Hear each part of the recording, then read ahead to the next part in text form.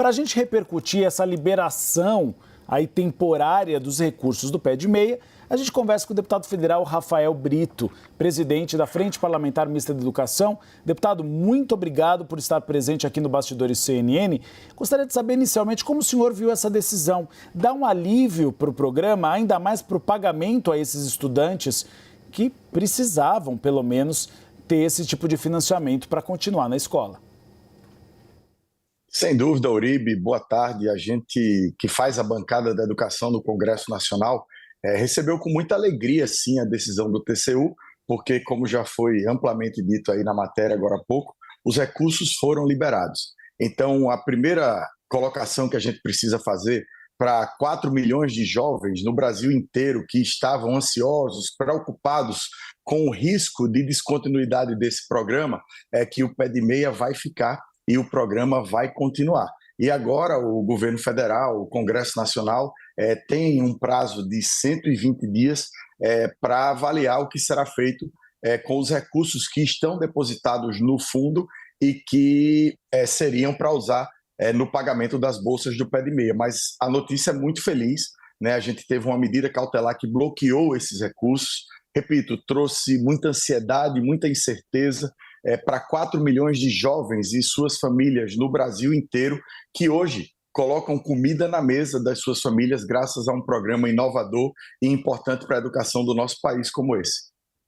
Agora, deputado, tudo bem? Tainá Falcão aqui também contigo na entrevista. Eu queria entender melhor qual é o clima no Congresso Nacional para chegar a essa adequação orçamentária exigida pelo Tribunal de Contas da União. Porque, veja, para nossa audiência entender, são 120 dias, atendendo, portanto, o pedido do governo federal para que o valor seja desbloqueado, mas que, paralelo a isso, o governo apresente uma alternativa, né, para tentar adequar esse programa ou encaixar o programa no orçamento. O governo está dizendo que não tem legalidade nenhuma, mas vai ter que encontrar uma alternativa, né? Porque o Tribunal de Contas da União está dando alguma sinalização, pelo menos até aqui, de que se não for feita essa adequação orçamentária, o bloqueio pode ser feito novamente mais adiante. Como é que é o clima no Congresso e vocês da bancada, né? Como é que trabalham junto aos parlamentares para tentar encontrar uma solução, deputado?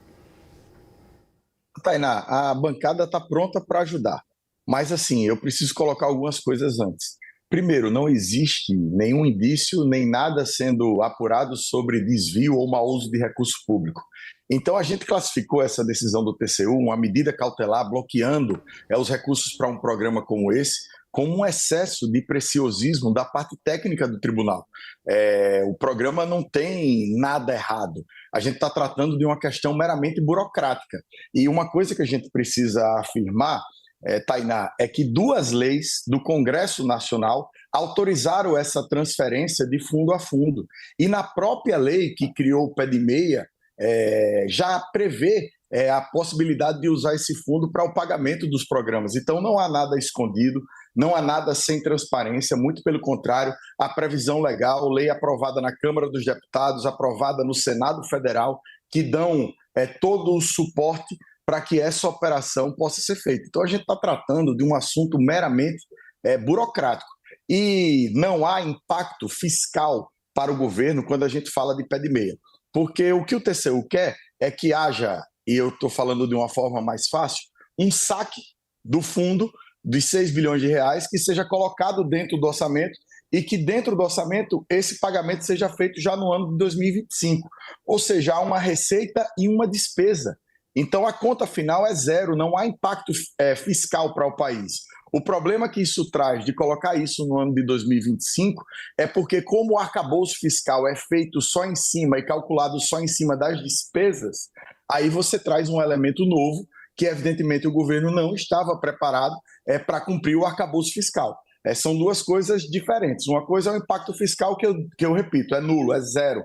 Outra coisa é cumprir a lei do arcabouço fiscal. Então, é importante que a gente também aproveite esses 120 dias para exercitar junto ao governo federal, exercitar junto ao TCU, uma solução que leve o programa Pé de Meia para o orçamento da União a partir de 2026. O governo já se comprometeu com isso, com certeza o Congresso Nacional o fará de qualquer forma, e a gente está falando agora apenas de 5 meses, já que foi liberado o fundo agora por 120 dias, a gente vai estar tratando de 5 meses de pagamento, ou seja, de uso desse fundo para o ano de 2025. Então a gente está muito confiante de exercitar, como eu disse, a política, a conversa, a parte técnica dentro desses próximos 120 dias, para que o TCU, o Congresso Nacional e o governo federal encontrem uma saída em nome desses 4 milhões de jovens que, repito, precisam desse programa hoje em todo o território nacional para colocar comida na mesa das suas famílias.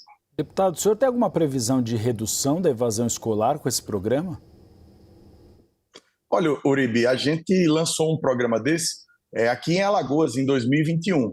E eu posso te dar o resultado, porque, como já tem alguns anos de série histórica, até 2020 o estado de Alagoas concluía aproximadamente no ensino médio 26 mil alunos. No ano passado, esse número aumentou para 44 mil alunos. O que a gente está avaliando que acontecerá já esse ano no cenário nacional é que a gente perde por ano, até o ano passado, até o pé de meia não existir, 480 mil jovens em todo o território nacional. A expectativa da bancada da educação é que já nesse ano esse número caia, Uribe, pela metade, e a gente passe a continuar com essa queda progressivamente de uma forma mais lenta dentro dos próximos anos.